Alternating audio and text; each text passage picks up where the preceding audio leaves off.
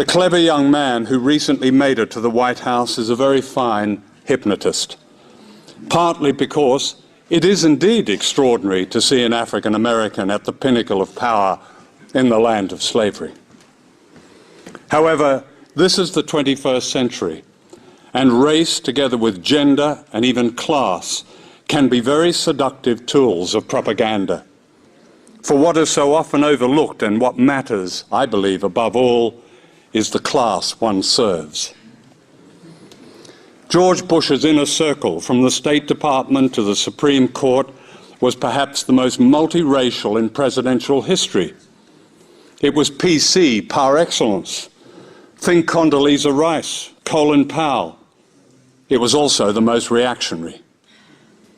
Obama's very presence in the White House appears to reaffirm the moral nation. He's a marketing dream.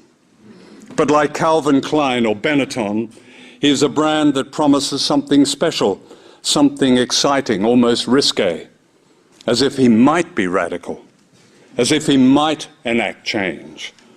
He makes people feel good. He's a postmodern man with no political baggage, and all that's fake. In his book, Dreams from My Father, Obama refers to the job he took after he graduated from Columbia in 1983. He describes his employer as, and I quote, a consulting house to multinational corporations, unquote.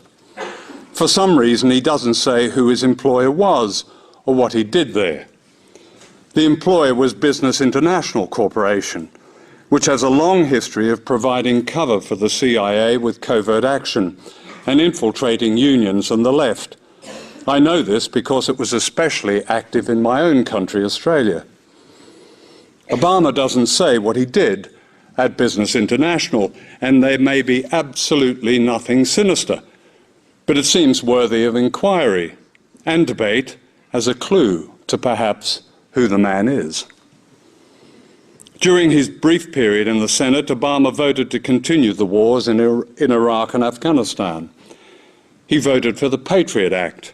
He refused to support a bill for single-payer health care. He supported the death penalty.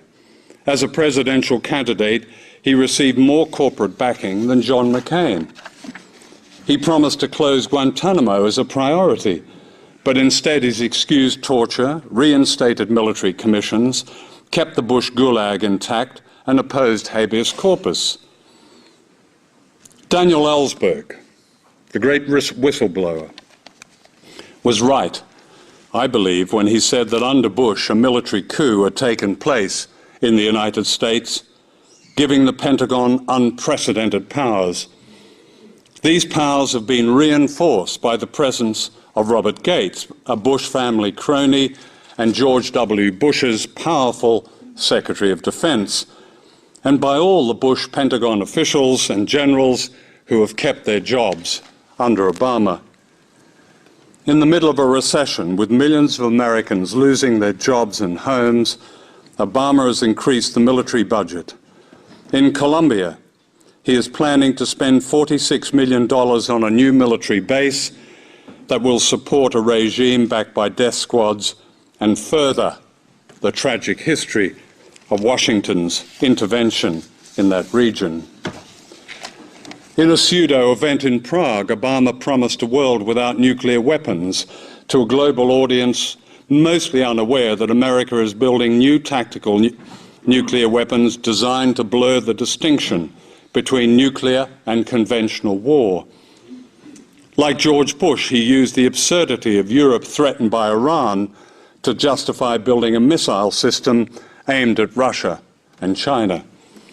In another pseudo-event at the Annapolis Naval Academy, decked with flags and uniforms, Obama lied that America had gone to Iraq to bring freedom to that country. He announced that the troops were coming home. This was another deception.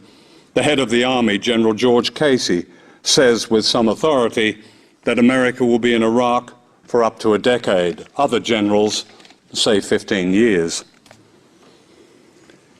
Chris Hedges, the very fine author of Empire of Illusion, puts it very well. President Obama, he wrote, does one thing and brand Obama get you to believe another. This is the essence of successful advertising. You buy or do what the advertiser wants because of how they make you feel, unquote. And so you are kept in a perpetual state of childishness. He calls this junk politics.